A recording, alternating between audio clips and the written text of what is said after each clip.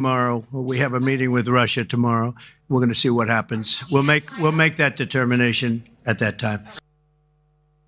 And he's clearly made that determination. It's 50%, 25 that was imposed on India earlier and 25 that he's now announced via this executive order, which means in Asia, India is the only country that will have to pay 50% tariff. China, who's still negotiating with the United States, they have a 90-day grace period. They face about 30% as of now. South Korea, that just cracked a deal a few weeks ago, faces 15%. The same goes for Japan. Indonesia, Philippines, they are tagged at about 19%. Vietnam, Bangladesh, Sri Lanka all face tariffs about 20% because they perhaps gave in to what Donald Trump wanted. India has drawn the line on multiple issues. As far as the trade deal goes, agriculture, dairy, those are sectors that India does not want to give leeway to the United States or the kind of access that the United States wants. And as far as Russian oil is concerned, imports from Russia will continue, has been the stance of India, because that is in our interest. That is how we keep our demand going without the price going up globally as well. Before I open this up to our guests who continue to be with us on this rolling coverage, my colleague Sanjay Suri, in fact, joins us from Washington, D.C. I believe you're outside the White House, and there are tremors here in India as to what has transpired there in the Oval Office behind you. What explains this kind of tantrum, as many would call it, from Donald Trump? You know, Poonam, we can look at this issue, that, and of course there are many issues to look at, but fundamentally it is this, that this is Trump being Trump. And Trump has felt miffed several times over. India has not done what he wanted, and fundamentally for Trump, personal irritation is the same thing as government policy. He has wanted India to do his thing on oil. India said no. And the question is not what India said and the rationale that the Indian government offered and the facts that it offered. That is not the issue. For him is the issue that's fundamental, that he wanted India to do something. India has said no. And that follows his demand earlier through the trade talks that India should simply throw open its market to agricultural and dairy produce from the US. The Indian government cannot do that. No Indian government can do that. It's unthinkable for any Indian government to contemplate such a step. This is something that he was miffed over earlier. He has felt slighted and he's in a punishing mood because that's the kind of space he comes from. He is the assumed global dictator, the dunya ka dada, and if some country thinks that they, as he sees it, that they will do their own thing and not his thing, he will be out to punish them. And that's the stance that he seems to have taken, because there was a 90-day grace period that was given to China. That concession wasn't made for India, even though we are seeing negotiations on. Later this month, Sanjay, is when we are expecting the negotiating team from the United States to be in India. Will that still be on track now? Well, there may be a team that comes at the official level. Some conversation may continue. It may well be discontinued. It's really too early to say. But the fact is that there are red lines on agriculture, for instance, on oil import, for instance. These are the two major red lines. India cannot change its position on those. And these are the two positions where the US government wants a shift from India, in fact, a surrender from India. So really, what is the official meeting going to be about? I mean, there may be officials coming to Washington or officials from here going to New Delhi. They will inevitably come up against these two red lines. And what could India give on those? India has held firm and has no option but to hold firm on these. Absolutely. Sanjay, thank you so much for getting us that perspective from the United States. We'll keep coming back to you, of course, as we get in more reactions. Before I get in PK Basu and Saket Mishra, who continue to be with us on this broadcast, let's listen into some more reactions that are pouring in, because back home here, like I said, there are tremors over what Donald Trump has just done, and the political fight is also escalating. Wants to import of Russian oil to India, sir. I see. Well, I mean, I don't think that's particularly good news for us. But, you know, obviously if that takes our total tariffs to 50%, then that's going to make our goods unaffordable to a lot of people in America. And in particularly when you're looking at these percentages, you have to compare them with the tariffs being levied on some of our competitors.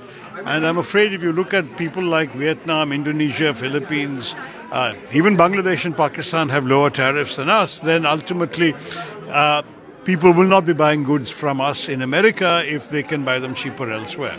So that's not very good for our exports to America.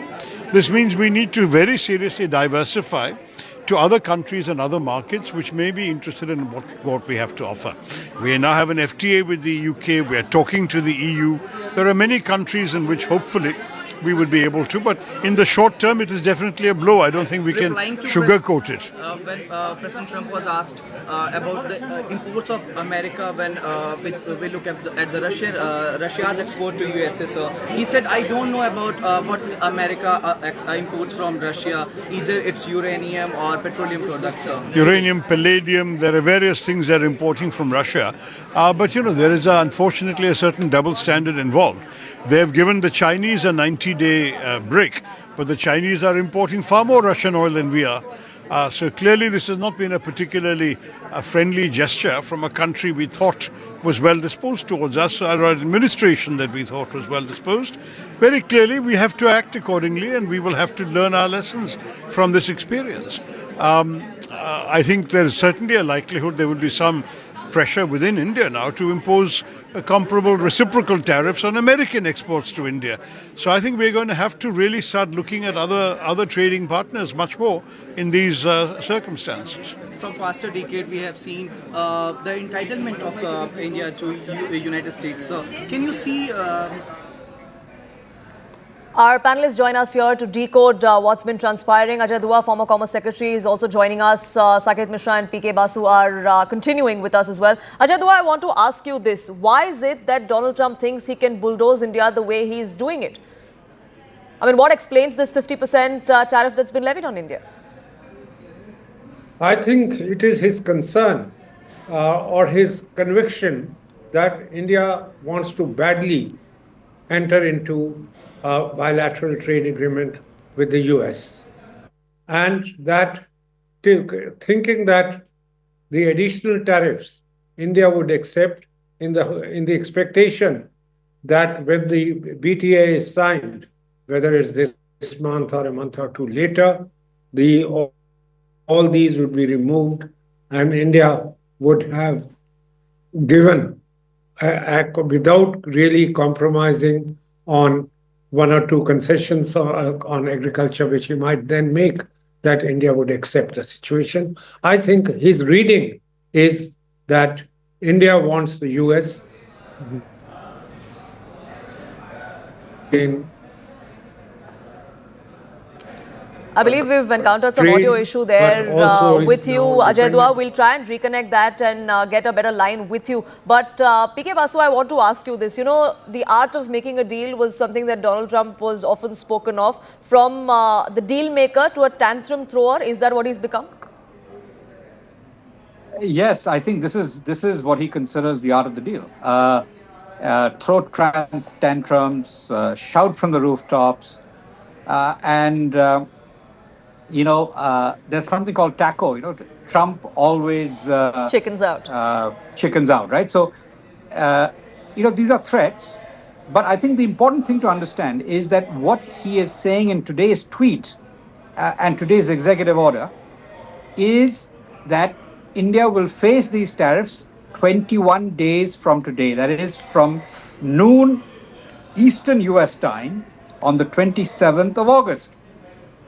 A US delegation is coming to India on the 25th of August. So this is not the end of the matter. It's not as if he has imposed this with effect from today. He has imposed this with at least a 21-day warning. Plus, there are certain provisions that only come into effect almost a month later, around 17th or 27th of September. So it is not immediate. I think your coverage should emphasize this point, that it's not immediate. It is still a negotiating ploy. It is very much what Trump considers to be the art of the deal, where he threatens and shouts from the rooftop. I don't think his methods are working that well with India. But I think it's also important to understand that our negotiators thought we were very close to a deal. Trump himself was tweeting until 3 or 4 weeks ago, that that we're about to have a deal with India. We're very close, etc. Correct. But something has, some bee in his bonnet has gone off, and that seems to be Russian oil. Today, his envoy to Russia, Steve Witkoff, met Putin, and presumably that meeting didn't go very well, or at least didn't go as well as Trump expected, and so he is going bonkers with this.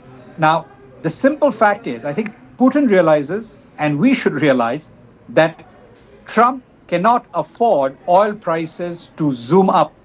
If there is a complete ban on imports of Russian oil, that will be disastrous for oil prices. Oil prices will go up sharply. Absolutely. And that will destroy Trump's agenda. So he cannot afford to push oil prices up.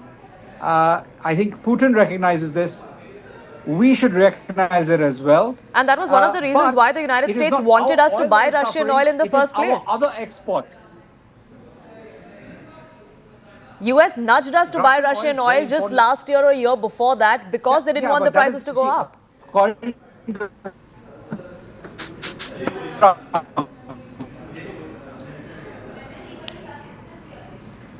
We'll try and reconnect that line with PK Basu. But Ajit, I believe you're back and I saw your hand going up. But I'll just come to you in a moment. Saket Mishra, I ask you to wait with us as well. Zaka Jacob, managing editor, joining us, getting us more perspective on this. Zaka, how do you read this? The highest in Asia, only on par with Brazil around the world. What exactly is on Trump's mind? Look, I think one thing that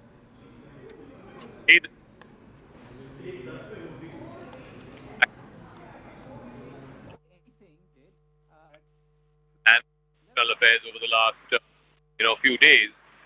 So it's 25% plus 25%. But there's one thing in the fine print which I thought was interesting, was that this new order, the 25% extra in Russian oil, will come into effect 21 days from now. So today is the 6th of August.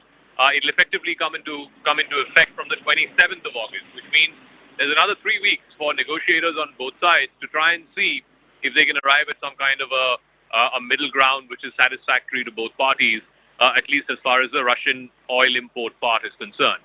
So it is also, in effect, the 21 days, what it also means is that the U.S. negotiating team, which is next expected to be in New Delhi, I think in the last week of August, if I'm not mistaken, on the 25th, it allows them to try and, have one last shot at whether they can actually, negotiate and bargain and arrive at some kind of a concession, if not on the entire 50%, but certainly on the import of Russian oil part. Also, a lot can change between now and the end of the month, because the war itself, we're given to understand, is at a tricky situation. And if we know that Witkoff has met with Putin earlier today, Mr. Doval will be meeting with senior Russian officials, including, we're told, President Putin tomorrow. If some kind of an agreement can be arrived at there, because look, ultimately what Trump wants is for India to stop buying Russian oil. India's made it clear that India is going to buy from whoever India perceives is in its national interest. In this case, from Russia, because Russia was offering oil at a cheaper rate compared to, Saudi Arabian oil or other Middle Eastern oil or even US oil. I think for now,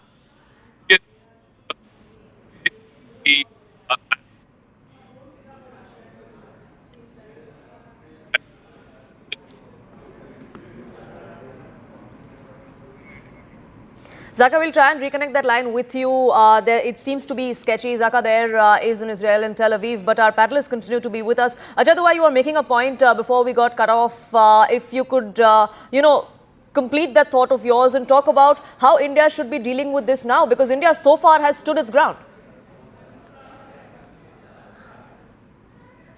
I think we need to divide, as Zaka very rightly said said a few moments ago, that the 25% additional penalty doesn't kick in till the 27th of this month. And on the 25th, we have the next round of negotiations in Delhi.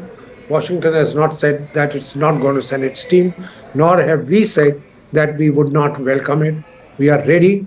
We might have, in the light of what's been happening and the imposition of the basic 25%, the basic duty going up from 10% to 25%, we might also dilute our stand. And I think what we have done, the UK should now be really a platform to kind of a basis for us to talk to the US. Our trade with the US much more than with the UK.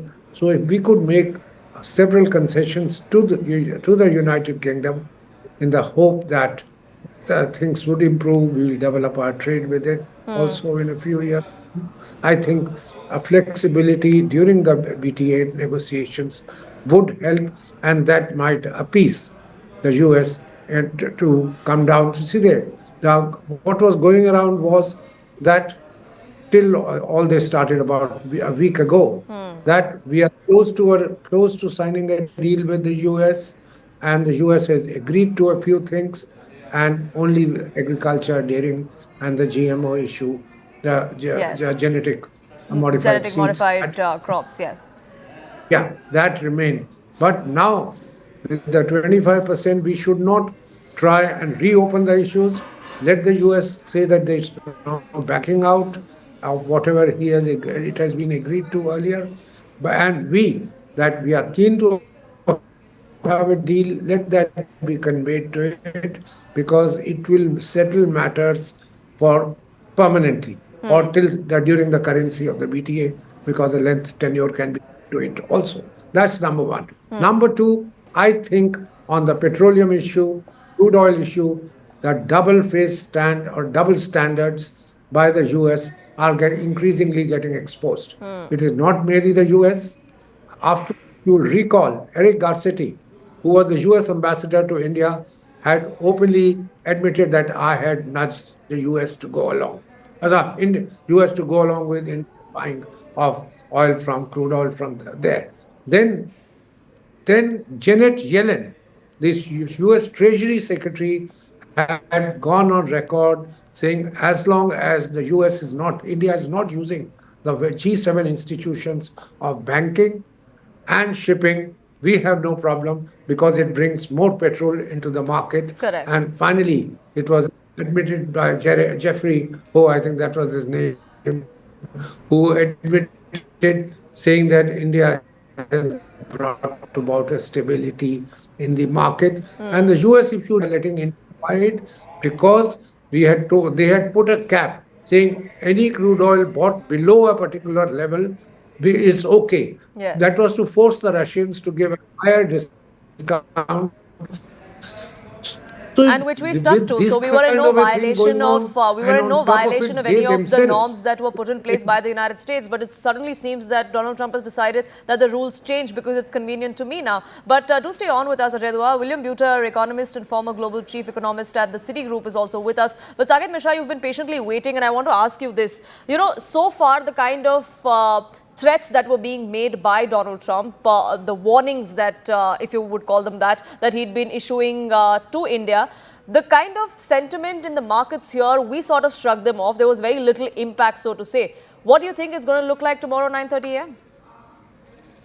I mean, look, I think we may have a small correction in the market, but it will even out soon enough because in reality, the impact on our GDP is fairly marginal. And the reality is that India is too big an economy now to get taken in by these threats. It is also very clear, and I sort of disagree with your correspondent in the US. Negotiations always happen. Even when officially there are no negotiations, there's a whole track, and India and the US have so many strategic dialogues going out that negotiations will happen. To my mind, this entire exercise is very Trumpian. One, past commitments made by other US governments, he almost thrives in breaking them. Second, it's a negotiating tactic. He knows that there is a democracy in India, and the moment he threatens to put tariff, there'll be a clamor for, we need to have a presidential address and we need to have a prime minister talking. When the fact is, the only talking that needs to be done is between the negotiators on the 25th of August and before that by the phone. And I'm sure that's going to be happening. So I think the markets may correct a little bit. But again, the markets have understood. After all, China had 140% plus tariffs announced. And then it was delayed by 30 days and 60 days, etc., etc. So I'm reasonably certain that the market as well as the strategic strength of the US-India relationship will lead to a good solution. We may see a correction, maybe an interesting opportunity to buy. I don't want to make any recommendations, but I don't see that as any huge issue. So we will see some maybe ebb and flow, but it's not going to be a big deal, or not as much as definitely what Trump thinks it would be. Joining us also on this broadcast is Republican strategist David Sofair. Thank you so much for speaking with us here on Brass Tacks, David. How do you read what's been happening with the US president? I mean, up until a couple of weeks ago, he was saying that we're very close to getting a deal, that India and the United States are great friends. I'm great friends with the Prime Minister personally. Turn around, and then we have the US president saying that, oh, India is not a good trading partner and penalties will be levied. And he's made good on that threat today. Sure. Well, I think well, first of all, thank you very much for having me. And first of all, I think it's come to it's a big surprise that India has decided to buy the Russian oil. So moving forward, we are going to negotiate now with the tariffs, and the discussions are ongoing. So, that is going to be a key focus of the administration, how we can make trade fair again. Because what you have to understand is we are actively and aggressively pursuing the American Fair Trade Initiative. So we are cleaning up a lot of, the unfair tariffs that were levied against us. And, we're not going to put up with unfair trade and anti-American and, practices. So this is a very good example of that, So hopefully I really see this as being cleaned up and a resolution happening soon. When it comes to Russian oil and fair trade and, fair reciprocal tariffs. But what about all the imports that go in from Russia to the United States? What about to the European Union? The United States has cracked a deal with the European Union.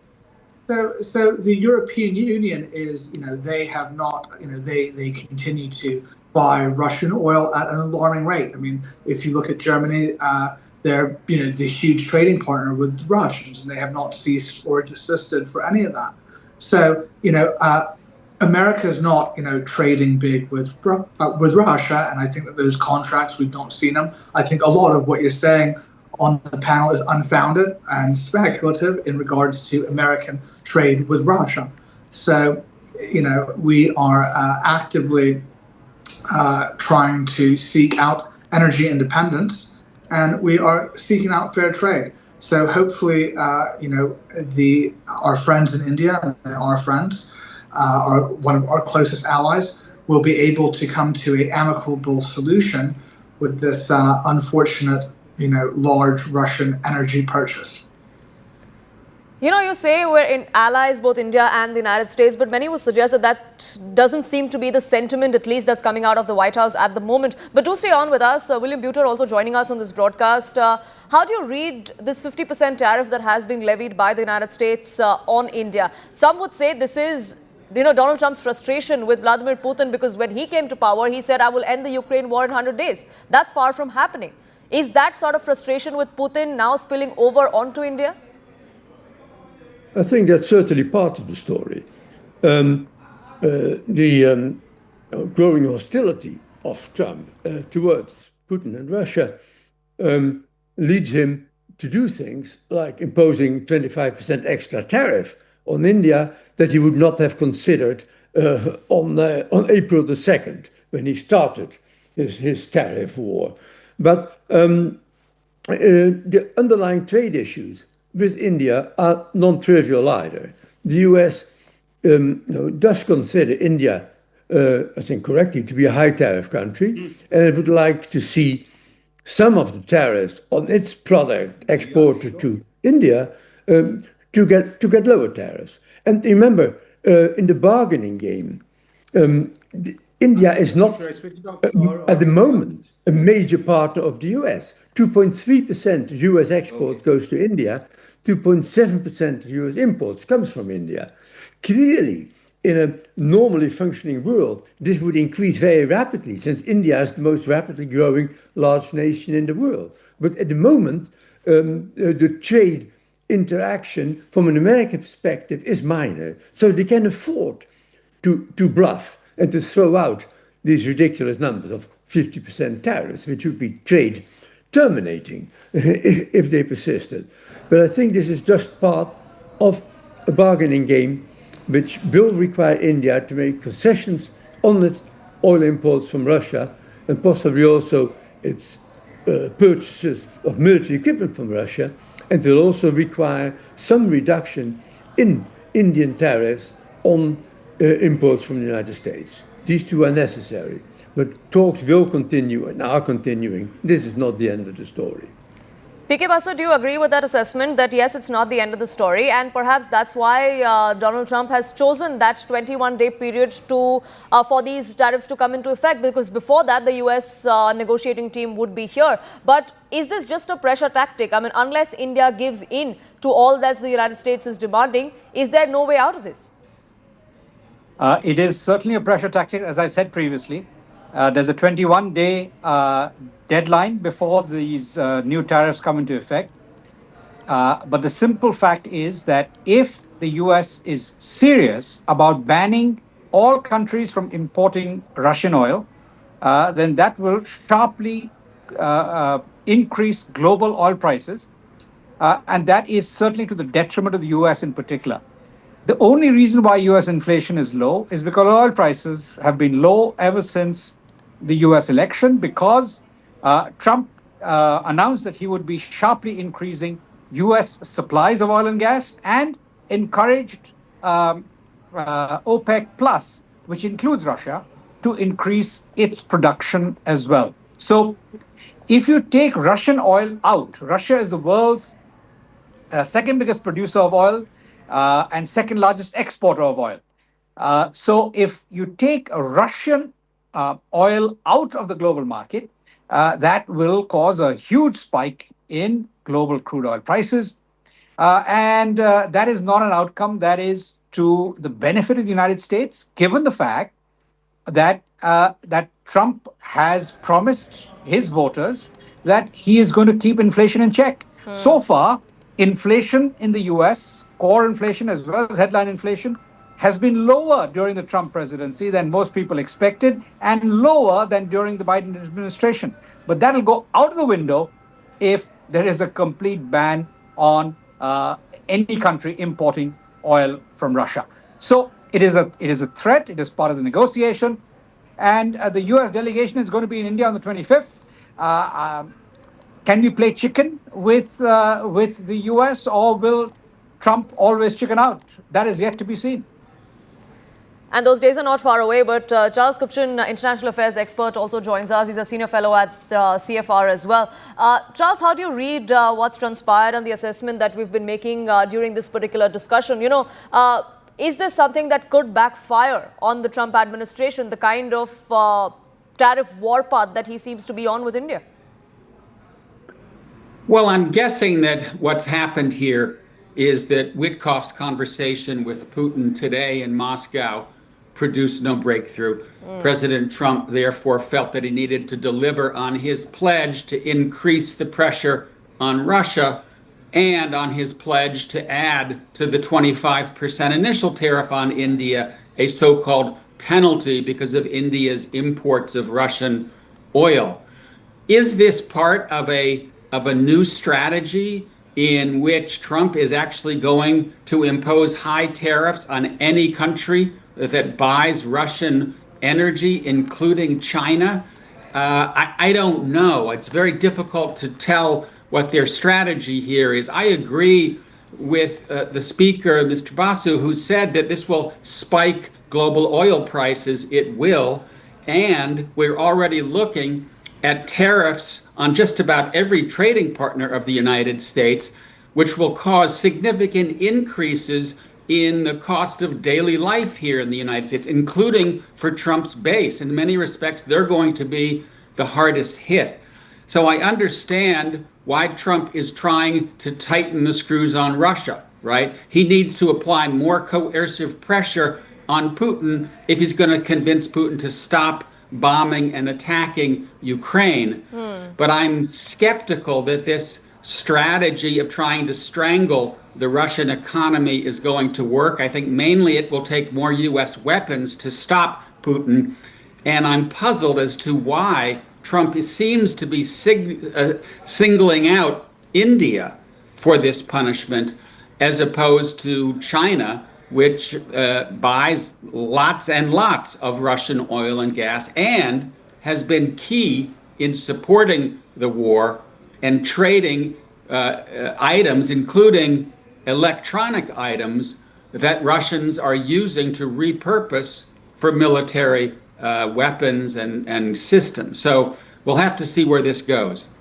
So, David Sofer, why this leeway for China, this 90-day grace period as negotiations are going on? And even while that's going on, the tariff rate that has been imposed is just at 30%, far lower than India. So, why that leeway for China, which one would think that perhaps is the biggest competition that United States and the Trump administration would want to fight?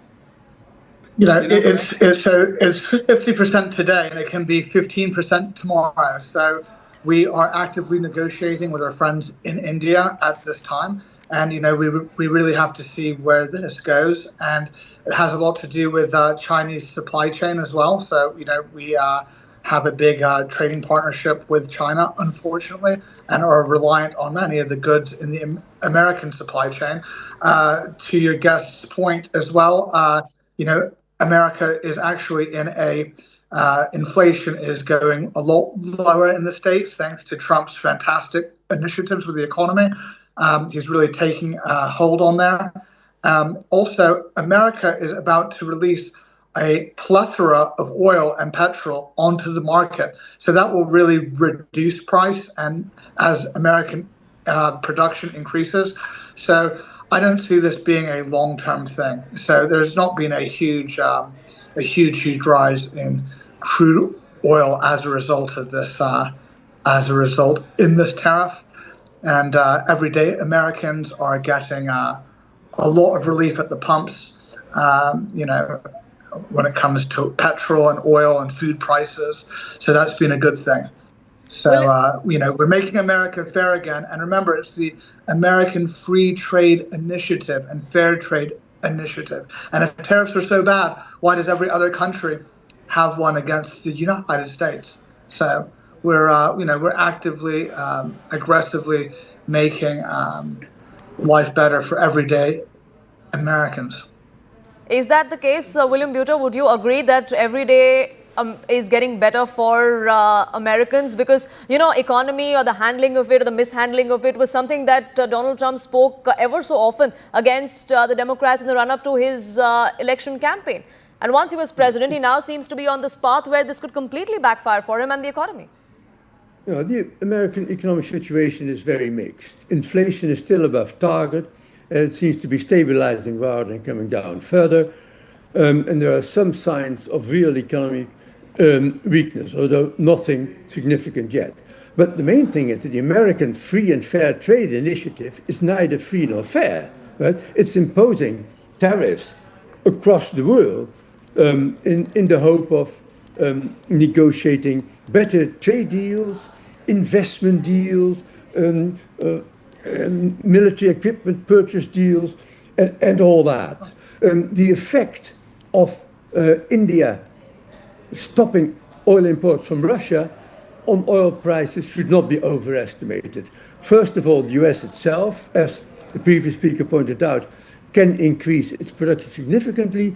And then Saudi Arabia, UAE, Kuwait can increase the supply at short notice in large quantities. So this is not a showstopper. I think then, and it is part now of the American strategy of increasing pressure on Putin. It will be done presumably by a combination of higher tariffs on countries importing oil from Russia, and also increased sales of key military equipment to the Ukraine, most likely through the EU, the way these recent purchases have been financed.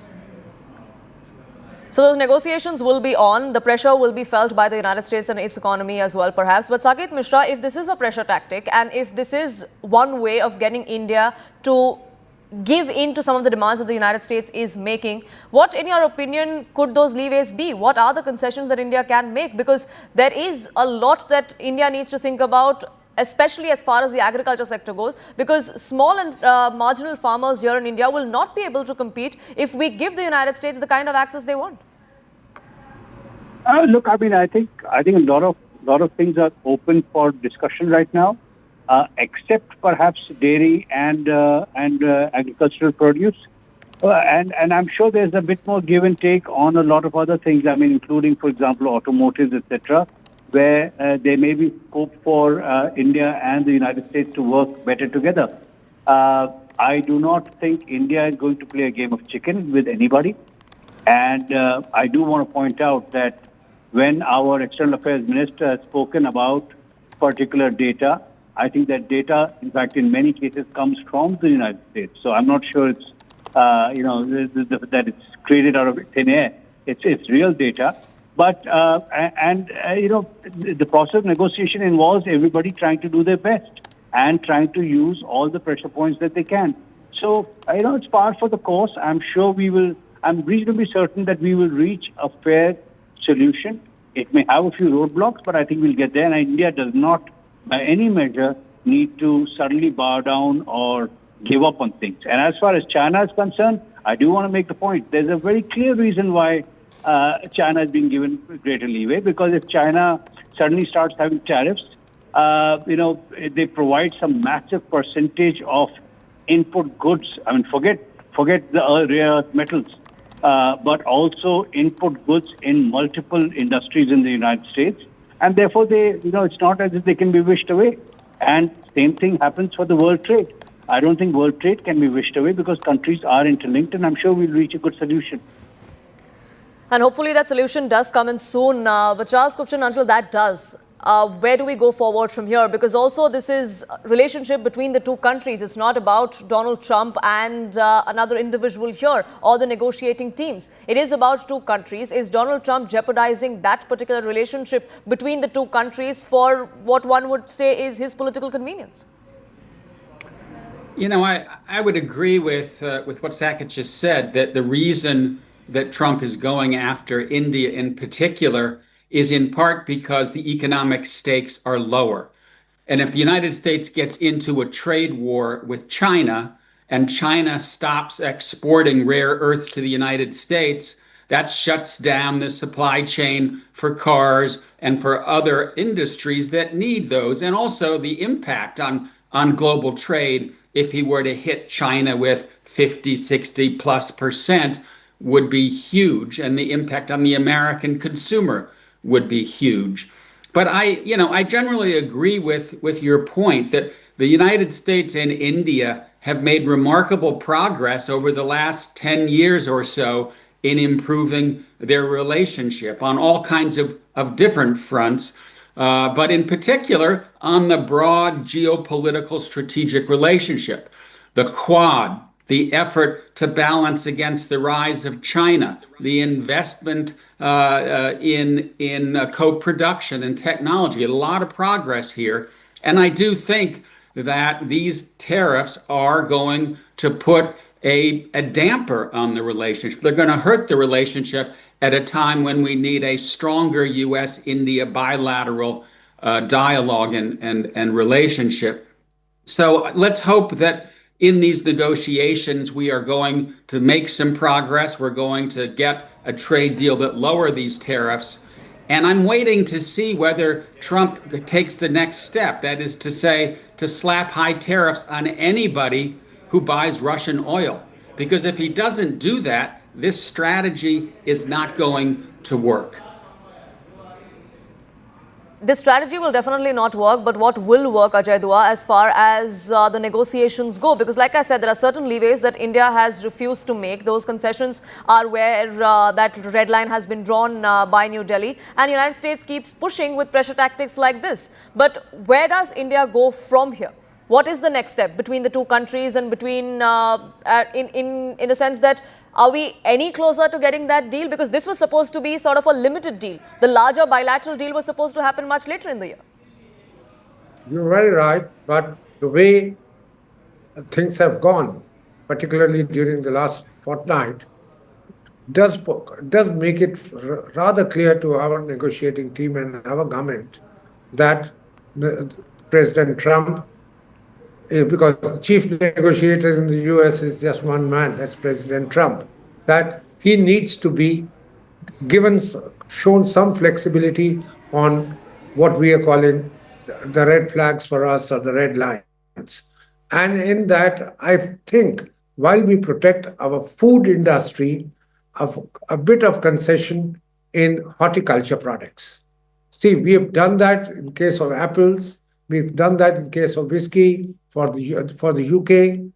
Those kind of things which are not really consumed by the average man, by the common man in the street, could perhaps be considered, whether whichever other fruits are there, they're talking of cashew nuts and other things, walnuts, etc. That's one issue which I think we should look at. Second, we made a concession on IPRs. In the case of UK, yes, we had made a IPR Act in 2003, which was in line with what the WTO's TRIPS requirement was, but there have been lots of kind of objections from the US that while Indian government wanted to check the evergreening of patents, particularly in drugs and pharmaceutical, it has made it extremely difficult for the US companies and the other Western drug pharmaceutical companies. But at the same time, the enforcement of IPRs in India is very poor. So we would need to reckon with the fact that we do have, on one side, a degree of weakness. Our IPR, we do not have a separate enforcement agency. The SH police station even looks after patents, the offenses, and if there are murders and other more serious crimes, he has very little time to investigate the IPR complaints which get lodged before him. So somewhere we'll have to compromise there, but keeping our national interest in mind totally, and let the national interest be, I would say, a little bit long-term, not just the immediate, because we must admit that the productivity of our agriculture is rather low. Productivity per person, productivity per acre of land, and productivity per unit of capital which we apply. So which area of agriculture would... Sure, but India has taken a stance as far as the agriculture and dairy sectors are concerned. I thank you all gentlemen, in fact, for joining us here on this edition of Brass Tags, because this our rolling coverage here continues, and in fact the Ministry of External Affairs in India here has responded to this 50% tariff that has just come to the fore, and this is the statement that we have with us, where New Delhi has called out what it says is unfair and unjustified imports, tariffs that have been levied by the United States. India has made it clear that we've already cleared our position on those issues as far as buying Russian oil is concerned, including the fact that our imports are based on market factors and done with the overall objective of ensuring energy security of 1.4 billion people of India. It is extremely unfortunate, says New Delhi, that US should choose to impose these additional tariffs for actions that several other countries are taking in their own national interest.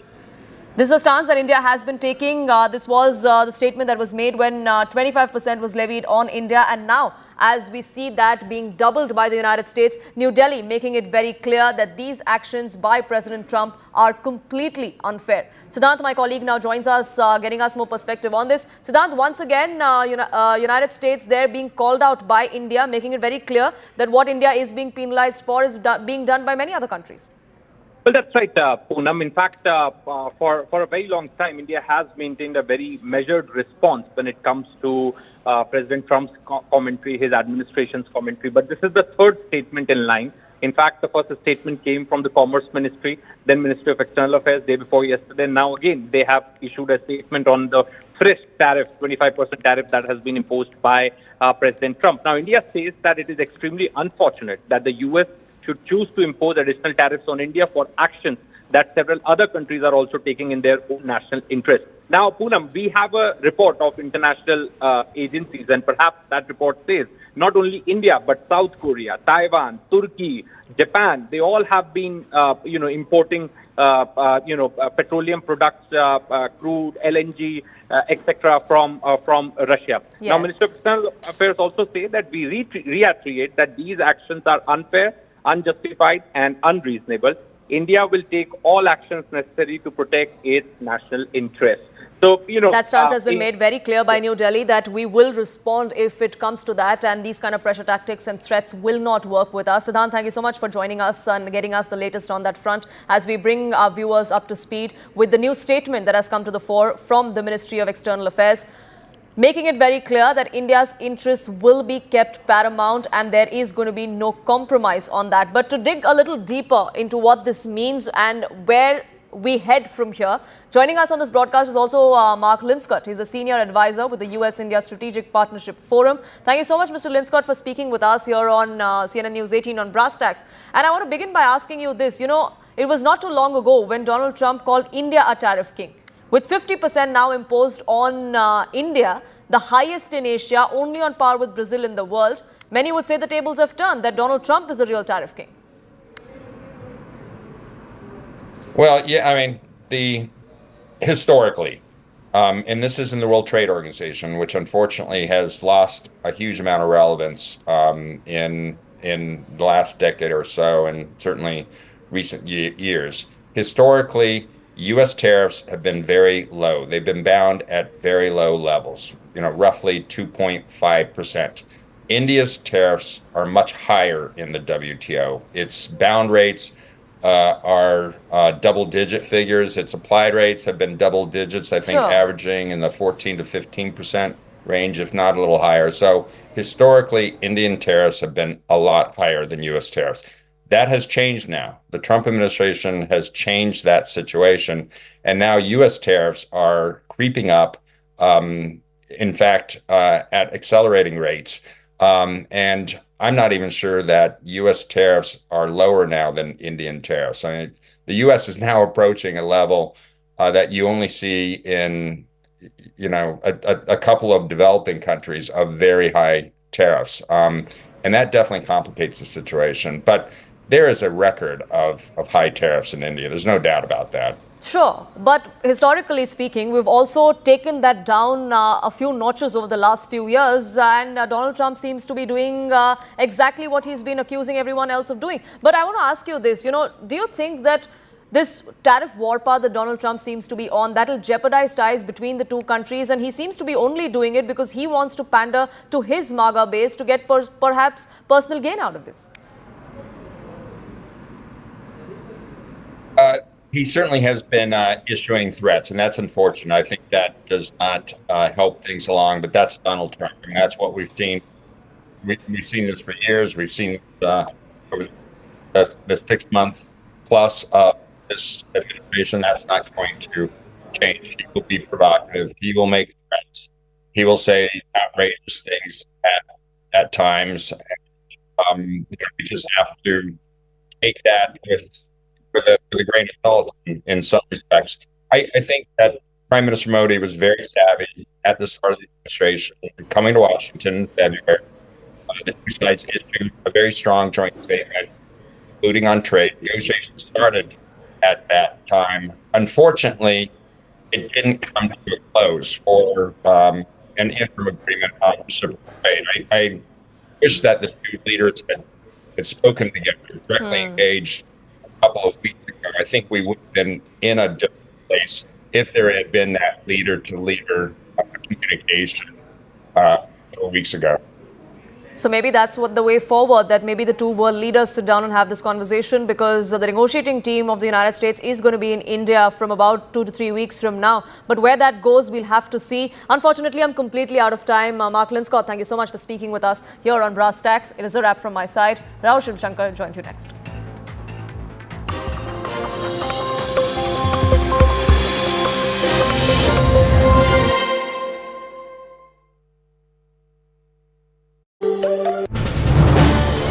This is News 18 Network.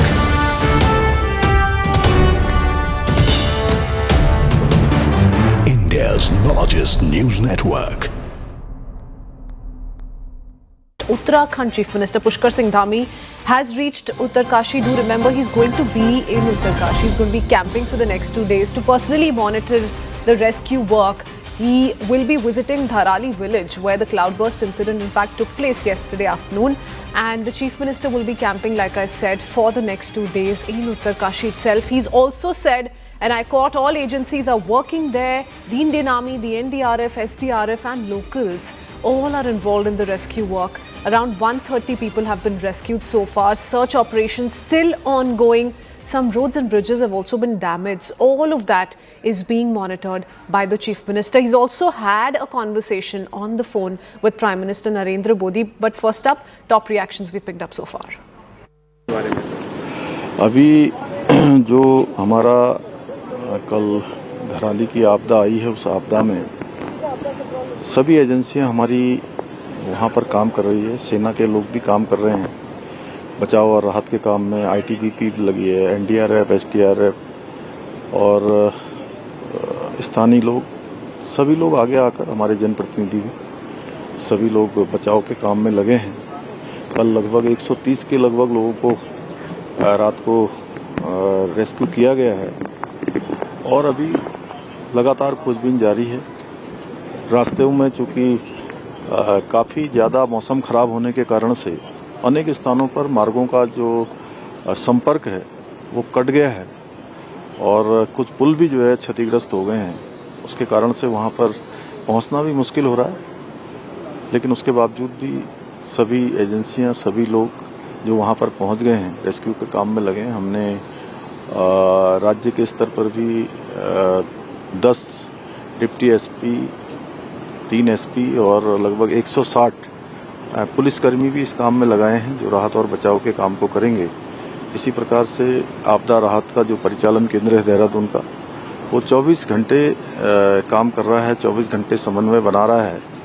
वहाँ से 3 वरिष्ठ अधिकारी भी इस आपदा के लिए depute किए गए हैं, जो यहाँ पर पहले अपनी सेवा देकर गए हैं डीएम के रूप में या अन्य किसी जिम्मेदारी पर यहाँ पर रहे हैं।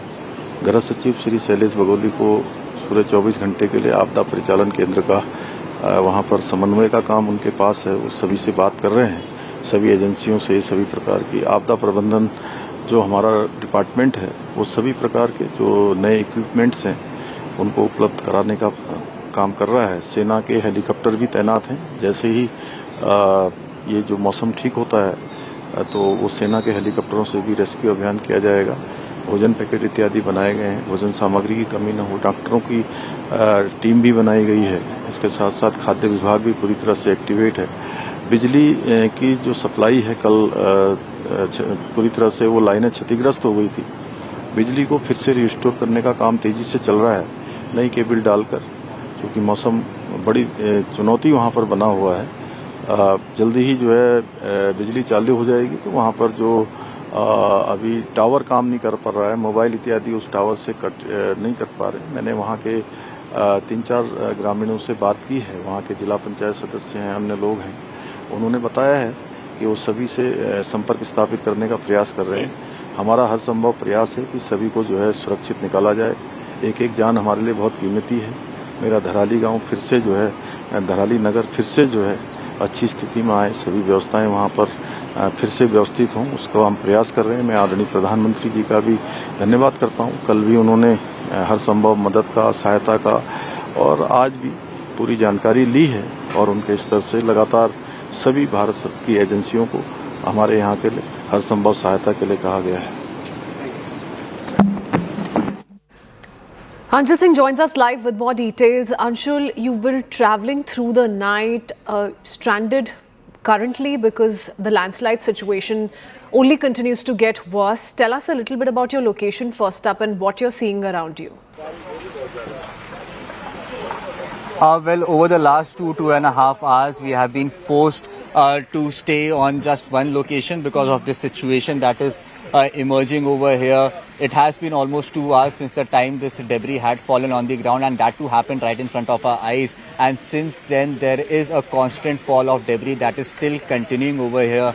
Yes, the JCBs have been pressed into action, but as soon as the JCB is trying to move any of these big boulders that are on the roads, suddenly there is a fresh stash of stones that falls from these mountains, yet again blocking this entire route. And this is not only the situation that has developed over here. In fact, just a few kilometers away from here at the Dharasu Bend as well, which is 1 to 2 kilometers away from this location, another landslide has happened. And then yet again, after 15 kilometers before this location, yet again another landslide has happened where the cleaning up operations are still underway. So definitely it is becoming a very, very difficult and challenging task for the administration to clear the roads at this point in time, because it is through this road. This is the only road that connects Uttarkashi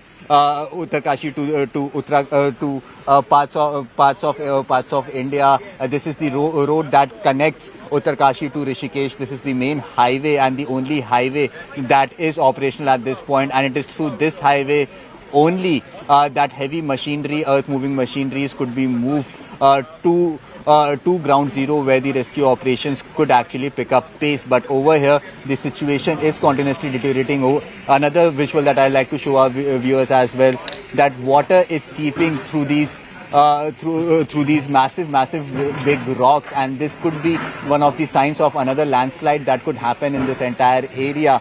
What SDRF is telling us that this situation actually develops when there are several cracks in the rocks, and then eventually once water enters, due to friction of water with these stones, the space between these rocks actually increases, and then eventually it falls apart and then gets down on the ground. So over here as well, the situation is not getting in control of the administration at this point.